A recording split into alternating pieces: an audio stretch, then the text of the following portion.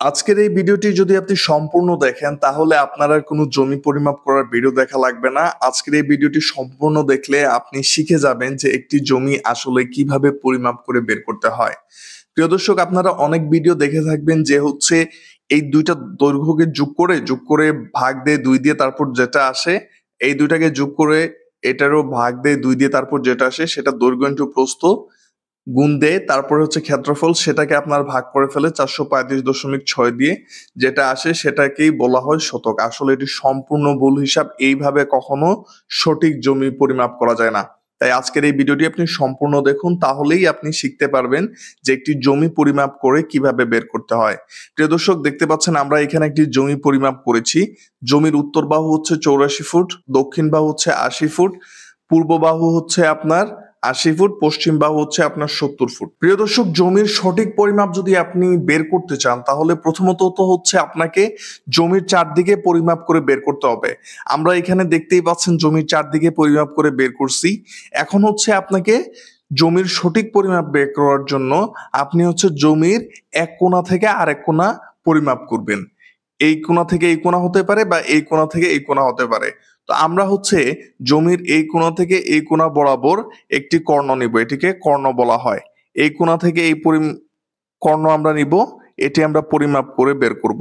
তো আমরা যখন জমিতে গিয়ে এই কোণা থেকে এই কোণা পরিমাপ করছি তখন আমাদের হচ্ছে আপনার 100 ফুট। তো আমরা এখানে লিখে নিচ্ছি 100 ফুট। আপনারাও ঠিক একইভাবে জমির এক কোণা থেকে আরেক কোণা পরিমাপ করবেন, পরিমাপ করে যেটা আসে সেটি এখানে বসিয়ে দিবেন। প্রিয় দর্শক, এখন একটা জিনিস খেয়াল করেন, আমরা হচ্ছে এই একটা চতুর্ভুজ জমি, ঠিক আছে? এখন আমরা এটাকে এই দিক থেকে এই কোণা পর্যন্ত কর্ণ যখন আমরা নিয়েছি তখন কিন্তু জমিটাকে আমরা দুই ভাগে বিভক্ত করে ফেলেছি। আপনারা দেখতে পারতেছেন, এইখানে দেখেন, আপনি যদি জমিটারে ভাগ করেন তাহলে কিন্তু আপনার এই যে দেখেন, এটা একটা, এই যে আমরা যদি এই জায়গাটাকে ঢেকে দেই তাহলে ঠিক এটার মতো হয়ে যাচ্ছে, এটা একটা ত্রিভুজ হয়ে যাচ্ছে।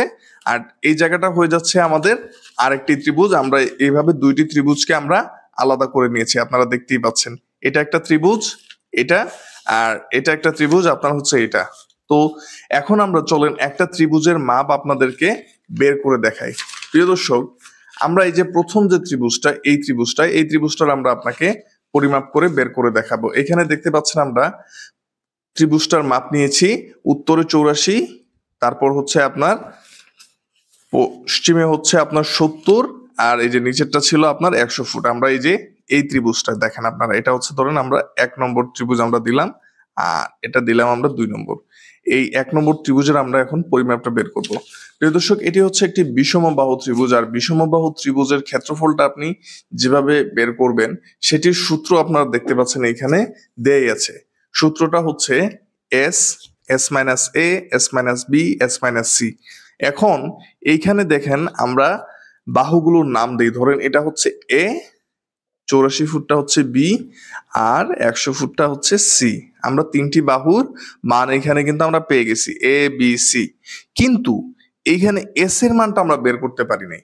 এস এর মানটা কিন্তু এখানে নাই, তাহলে এস এর মানটা কিভাবে বের করব? অনেকেরই প্রশ্ন থাকে যে ত্রিভুজের ক্ষেত্রফল যখন বের করতে যান তখন অনেকের মনে প্রশ্ন আসে যে এস এর মানটা গেল কই, এস এর মানটা আমি কিভাবে বের করব? যেহেতু এখানে তিনটা বাহুর মান দেয়া আছে, আর একটা এস এর মান কিভাবে বের করবে?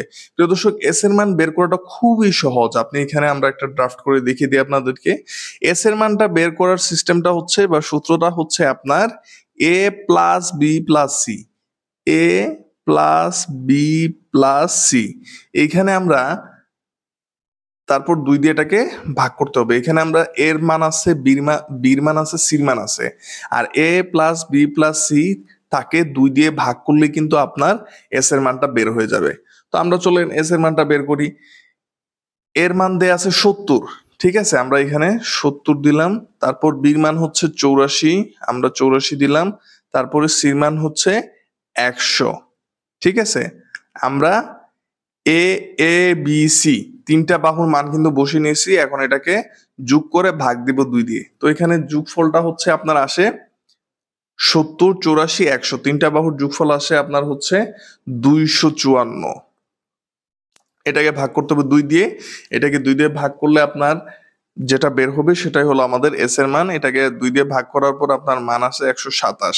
ঠিক আছে, এইটাই হলো আমাদের এস এর মান। এখন আসেন আমাদের ত্রিভুজের ক্ষেত্রফলে। এখানে আপনারা দেখতে পাচ্ছেন যে S, S minus A, S minus B, S minus C. তাহলে আমরা ঠিক একইভাবে এখানে মানগুলো বসিয়ে দিব রুট ওভার দিয়ে। তারপর হচ্ছে আপনার এস এর মান হচ্ছে 127, এখানে আমরা বসিয়ে দিলাম এস এর মান। তারপরে হচ্ছে এস মাইনাস এ ব্র্যাকেটের ভিতরে, তারপরে আমরা এস মাইনাস এ, এস এর মান 127, এর মান হচ্ছে আপনার 70 ফুট, আমরা 70 বসিয়ে দিলাম। তারপর আবার এস এর মান 127, বির মান হচ্ছে আপনার 80 ফুট, তারপর আবার এস এর মান হচ্ছে আপনার 127 আর সির মান হচ্ছে আপনার 100 ফুট, এটি আমরা বসিয়ে দিলাম। তারপর দেখেন আমরা এখানে এই এস থেকে আপনার এ কে বিয়োগ করতে হবে, এস থেকে আপনার বি কে বিয়োগ করতে হবে, এস থেকে আপনার সি কে বিয়োগ করতে হবে, এস এর মান থেকে এগুলাকে বিয়োগ করতে হবে। তাহলে আমরা এখানে ধরেন এখানে লিখতে পারি হচ্ছে বিয়োগ করার পরে যেটা আসবে, যে ফলটা আসবে সেটার সাথে কিন্তু প্রত্যেকটার গুণ হবে। ঠিক আছে, মনে করে দেখেন আমরা এখানে লিখি, প্রথমে আপনাদের এসটা ঠিক থাকবে। হ্যাঁ, এস এর মান আমরা এখানে বসিয়ে দিলাম 127, তারপর এস থেকে এ বিয়োগ, এই যে এস মাইনাস এ, এটা যেটা ফলাফল আসবে সেটা কিন্তু গুণ আকারে বসবে এখানে। তো আমরা এখানে গুণ চিহ্ন দিয়ে দিলাম। তারপর হচ্ছে 127 থেকে 70 গেলে আপনার থাকে হচ্ছে 57। ঠিক আছে, ঠিক একইভাবে আবার গুণ দিলাম, এটার সাথে এটা গুণ হবে, প্রত্যেকটা ফলাফলে কিন্তু আপনার গুণ হবে। আপনাদেরকে এক কথা বারবার বলতেছি এই জন্য যাতে আপনারা সহজে বুঝতে পারেন। ঠিক আছে, তারপর দেখেন 127 মাইনাস 80, এটার ফলাফল আসে আপনার হচ্ছে 43। তা আমরা এখানে 43টা বসিয়ে দিলাম। তারপর আপনার হচ্ছে সির মান 127 থেকে 100 বিয়োগ দিলে আপনার থাকে হচ্ছে 27, এই আমরা 27 বসাইলাম। এই প্রত্যেকটা, এই যে এটা ফলাফল, এটার আপনার এটার আপনার এটা, তিনটা ফলাফল কিন্তু একে অপরের সাথে এস এর সাথে আপনার গুণ হবে। ঠিক আছে, গুণ করার পরে আমরা দেখতে পাচ্ছি এখানে আমাদের ফলাফলটা আসে হচ্ছে, আমরা এই 4টা গুণ করলাম, গুণ করার পরে আমাদের ফলাফল আসে 84,04,4,7,9। এটা অনেক বড় একটা ফলাফল কিন্তু এখানে আপনারা দেখতে পাচ্ছেন চলে আসলো। ঠিক আছে, তো এই ফলাফলটাকে আপনারা কিভাবে বর্গফুটে নিয়ে যাবেন? প্রিয় দর্শক, এখানে দেখতে পাচ্ছেন আমাদের রুট ওভার কিন্তু রয়ে গেছে। ঠিক আছে, এই রুট ওভারটা কিন্তু রয়ে গেছে। এখন এই রুট ওভারটাকে বাদ দিবেন কিভাবে? আপনারা হচ্ছে ক্যালকুলেটরে গিয়ে এই সংখ্যাটা তোলার পরে এই সংখ্যাটা তুলবেন, তারপরে হচ্ছে আপনারা রুট ওভারে ক্লিক করলেই কিন্তু এই রুট ওভারটি উঠে যাবে এবং বর্গফুটটা আপনার চলে আসবে। তো আমরা ঠিক একইভাবে ক্যালকুলেটরে গিয়ে এই সংখ্যাটি তুললাম, তারপর রুট ওভারে ক্লিক করার পরে আমাদের হচ্ছে বর্গফুটটা বেরিয়ে আসলো। বর্গফুটটা হচ্ছে আপনার 2,899 বর্গফুট। ঠিক আছে, এটা আমরা একটি ত্রিভুজের মান বের করতে পারলাম। তাহলে আমরা এখানে এক কাজ করলেই হয়, যে আমরা প্রথম যে ত্রিভুজটা আছে, আপনারা দেখতে পাচ্ছেন প্রথম যে ত্রিভুজটা আছে, প্রথম ত্রিভুজের মান আমরা পেয়েছি 2,899 বর্গ ফুট। এটা আমরা এখানে তুলে দিলাম। প্রিয় দর্শক, ভিডিওটি অনেক লম্বা হয়ে যাবে, সেই জন্য আমরা এই যে 2 নম্বর যে ত্রিভুজটা, নিচের যে ত্রিভুজটা, সেটির মান কিন্তু আমরা আগেই বের করে রেখেছি। আপনারা এখানে দেখতেই পারতেছেন, এই যে সেটির মান কিন্তু আমরা আগেই বের করি। ঠিক একই পদ্ধতি, একইভাবেই আমরা কিন্তু সেই ত্রিভুজটির মানও এখানে আমরা বের করে রেখেছি এবং সেটির মান হচ্ছে আপনার 3122 বর্গফুট। ঠিক একই পদ্ধতি, একই সূত্র, একইভাবে এস এর মান সবকিছু একইভাবে বের করে রেখেছি। তারপরে হচ্ছে আপনার এখানে আমরা সেকেন্ড ত্রিভুজের মানটা পেয়েছি আপনার 3122 বর্গফুট। তাহলে আমরা এখানে বসিয়ে দিব 3122 বর্গফুট। প্রিয় দর্শক, আমরা এখানে দেখতে পাচ্ছেন যে একটি চতুর্ভুজকে আমরা কর্ণ নিয়ে 2টি ত্রিভুজ বানিয়ে ফেলেছি এবং 2টি ত্রিভুজের আমরা মান বের করেছি।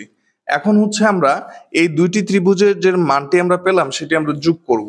ঠিক আছে, তো প্রথম ত্রিভুজের মানটি হচ্ছে আপনার 2899 বর্গফুট এবং দ্বিতীয় ত্রিভুজের মানটি হচ্ছে আপনার 3122 বর্গফুট। এই দুইটাকে যোগ করব, এই দুইটাকে যোগ করলে আপনার টোটাল ফলাফল আসে হচ্ছে 6021 বর্গফুট। প্রিয় দর্শক, আমাদের কিন্তু এটি হচ্ছে মূল জমির স্কয়ার ফিট বা বর্গফুটের ফলাফল। এখন আপনারা বলেন যে এই বর্গফুটকে আমরা কিভাবে শতকে নিব? প্রিয় দর্শক, আমরা জানি ১ শতক সমান ৪৩৫.৬ বর্গফুট। এখন আপনারা এই ৬০২১ বর্গফুটকে ভাগ দিবেন হচ্ছে ৪৩৫.৬ বর্গফুট দিয়ে। ঠিক আছে?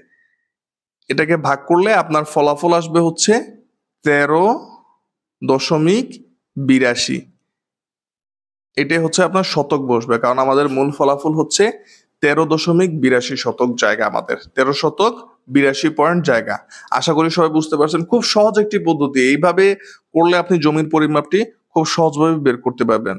প্রিয় দর্শক, সবাই ভালো থাকবেন, সুস্থ থাকবেন। আসসালামু আলাইকুম।